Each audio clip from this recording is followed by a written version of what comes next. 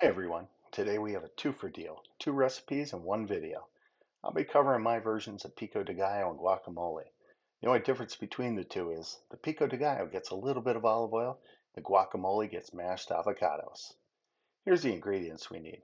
Some Roma tomatoes, diced. I have plum, they'll be fine. White or red onion, jalapeno, some lime, cilantro, sea or kosher salt, and garlic. Let's get to it. First, let's do a fine dice on half of this red onion. As I said earlier, red or white onions are fine. I've even used a yellow onion in a pinch. Next up is the tomato.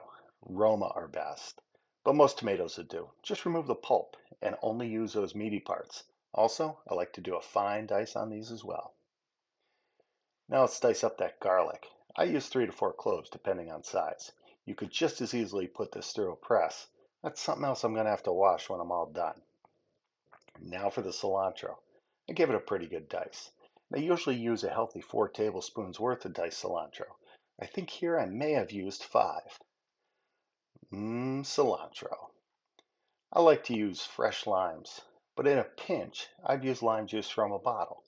The fresh squeeze just tastes better, and you can't beat the taste of fresh squeezed juice. This lime was extra juicy. It made the guacamole a bit tart. If you have concerns about this, juice the limes into a separate container and add the juice gradually until you're happy with the flavor. All right, now let's add a little bit of salt. Oops, I forgot to dice up my jalapeno. I always remove the seeds, and sometimes I don't even add one, but it does add a nice flavor note.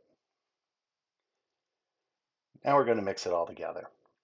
If I were making pico de gallo, I'd add a teaspoon of olive oil now, and that would be done. Most times when I try to make either guacamole or pico de gallo, I try to make this a day in advance. It gives the ingredients a chance to meld together and develop a nice flavor. All right, now for those avocados. First, I cut them in half, and I remove the pit, and I carve out the meat with a soup spoon.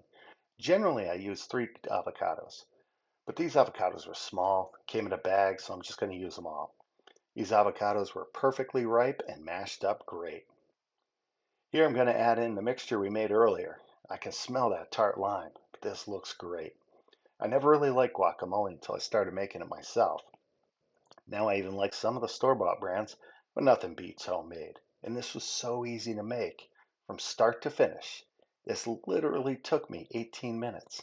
Look at all those colors. Man, can I smell that lime. Now let's give it a taste. Oh, I can't wait. Oh, that tastes great. Really good. Little tart, but I like it like that. Good luck making your guacamole or pico de gallo.